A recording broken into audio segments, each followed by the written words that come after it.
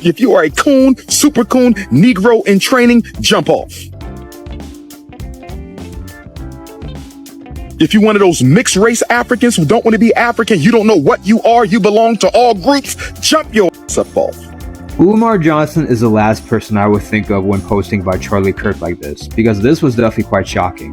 And it was because of this post he got a lot of backlash. So much so that he had to make a second post earlier today, and he says that he stands by his words. Yeah, and I don't know who told Dr. Umar that he was a spokesperson of all black people, but we need to stop that right now. Yo. Everyone, Dr. Umar Johnson is facing backlash from his own followers after his comments on Charlie Kirk's assassination. The reactions are all over the place. Instead of staying in his usual lane, Umar criticized the black community, saying he's embarrassed that they aren't mourning Charlie Kirk. Seriously, that's when the controversy really took off. Because let's be real, Charlie Kirk wasn't exactly an ally to the black community. He spent years attacking black activists, mocking victims of police violence like George Floyd and Breonna Taylor, and promoting politics that completely contradict everything Dr. Umar stands for. A thought crime, like, I'm sorry, if I see a black pilot, I'm going to be like, boy, I hope he's qualified. I can't stand the word empathy, actually. I think empathy is a made-up New Age term that it does a lot of damage, but I think it's worth it.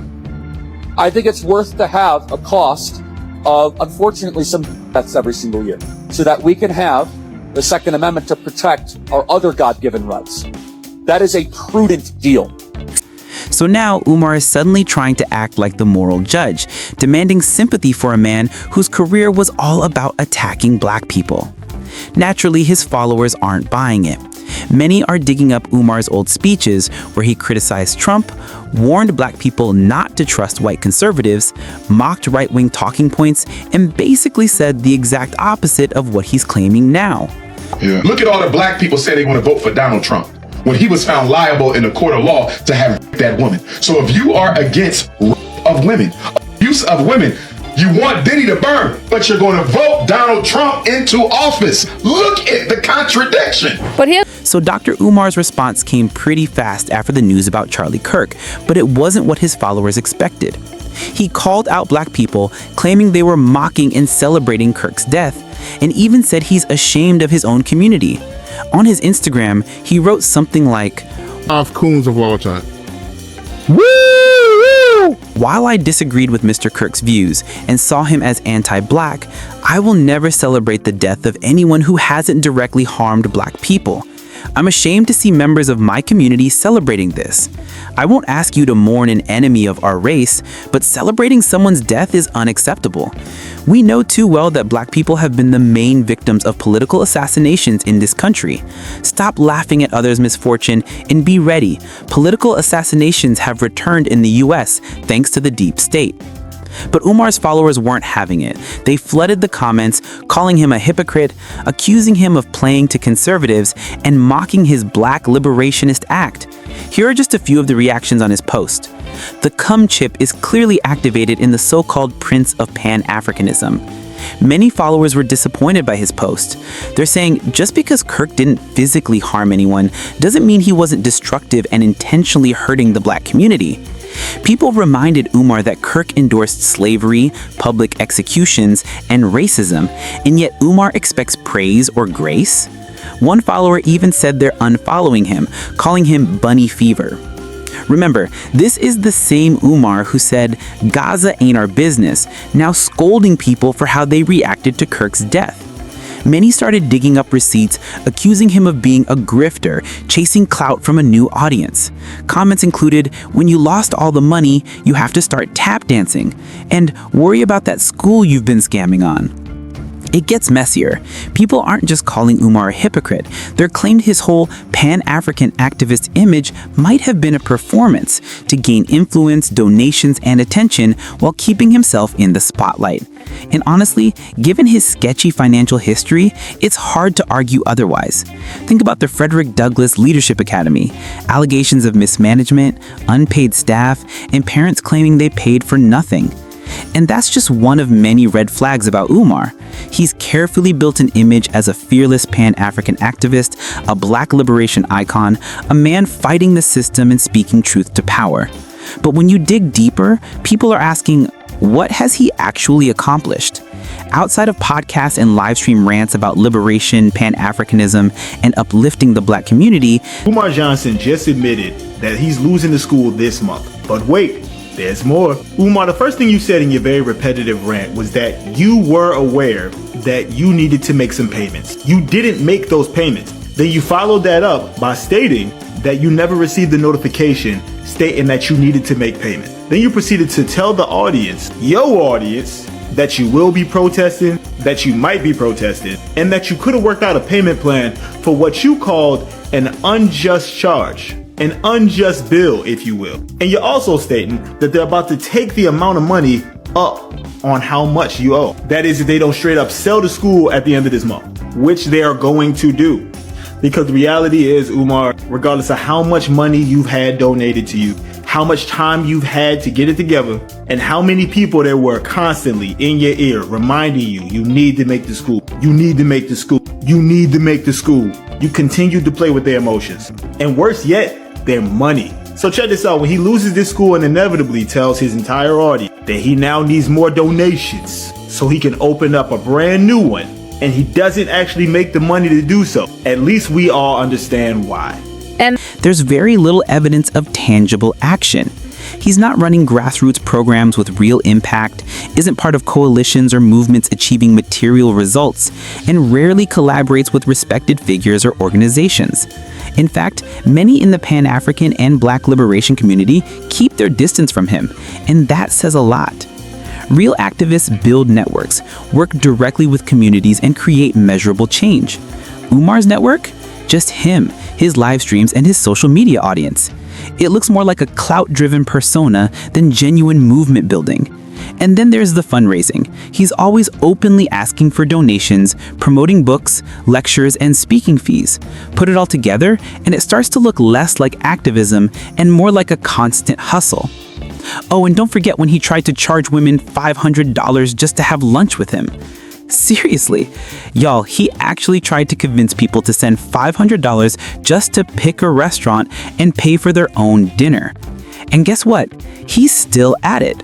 Right after posting that statement criticizing black people for not mourning Charlie Kirk, donations, donation, donation, donation, donation, donations, gifts, gifts, gifts, more gifts, more gifts. Umar went back to what he does best, asking for donations. He even shared that he offers a $100 consultation. Now for the ladies, it's called Lunch with the Doctor. It's called Lunch with the Doctor. You make a $500 donation to FDMG Academy, ladies. $500 donation to FDMG Academy, and you get a free lunch with Dr. Umar, restaurant of your choice in the state of Wilmington, Delaware. I said we got a new program called Lunch with Dr. Umar. Private lunch. Ladies, you got to donate $500 to the FDMG Academy, and I will take you to lunch, private lunch, any restaurant you want in the state of Delaware. It's called Lunch with the Doctor, and it costs you $500. Phone or virtual. This is exactly why Umar has lost whatever credibility he might have had. He constantly performs the image of a black leader, but it never results in anything that truly benefits the community. In fact, it seems he spends more time taking from the community than giving back. After these Charlie Kirk comments, even more people are turning on him. Many point out that he seems controlled, having recently toned down his black liberation rhetoric. One follower said he burned bridges with his own community and now has no choice but to tap dance for biscuits. Others highlighted that Umar is under investigation for allegedly scamming money, and some suggest he might be cozying up to Trump for a pardon. This theory gains traction because Umar recently admitted that both his personal and school accounts have been frozen, and the first thing he did was ask his followers for money. But there's another angle to this whole story. People online aren't just dragging Umar for being a hypocrite, they're actually comparing him to Candace Owens. And the wild part is, most say Candace is at least doing something. See, Umar's entire stance right now revolves around criticizing black people for not mourning Charlie Kirk. He's performing outrage, acting like the moral authority, but he's not actually digging into what happened. With that being said, brothers and sisters, Dr. Umar has access to no money right now because my personal account contains all of my money. I only send it to Apple Pay and PayPal as necessary. So the Prince of Pan-Africanism, for the first time in my life, is without any digital currency. So for my loyal supporters out there, if you can spare a few dollars so I can take care of Queen Mother Ifatunde and myself until my bank account is frozen or canceled so I can get my money back and open up a new account, please hit my Apple Pay or hit my PayPal. But he's not asking hard questions or confronting anyone with real power. Meanwhile, Candace is doing the exact opposite. Now, to be clear, Candace Owens has plenty of things worth criticizing, but when it comes to this Charlie Kirk situation, she's the one asking the questions no one else dares to ask. She's putting herself out there in a way Umar simply isn't, calling out billionaires, donors, and people in power who she claims may have been behind Charlie's death. Just 2 days after Kirk's assassination, Candace posted this message on X. Charlie Kirk was fighting with some very powerful billionaires that he took money from over things he was discussing. The pressure on him was immense over the last 2 weeks. The truth will be revealed, the messages will be leaked, and the movement he built will rise up. And then she added, shortly before he was killed, Charlie turned down an official invitation to our so-called greatest ally. So basically, Candace seems to be implying that Charlie Kirk was silenced before he could sway Republican voices against a certain foreign power that can't be publicly questioned. Meanwhile, Dr. Umar isn't touching any of these questions. For someone who calls himself a fearless black activist, he never really challenges the system in any real way. Goes to the point where, if, for example, if I have less ability sometimes online to criticize the Israeli government without backlash than actual Israelis do. It's been so unfair. They were coming after you after Turning Point for, among other things, that you had Dave Smith there. Dave Smith is allowed to criticize Israel.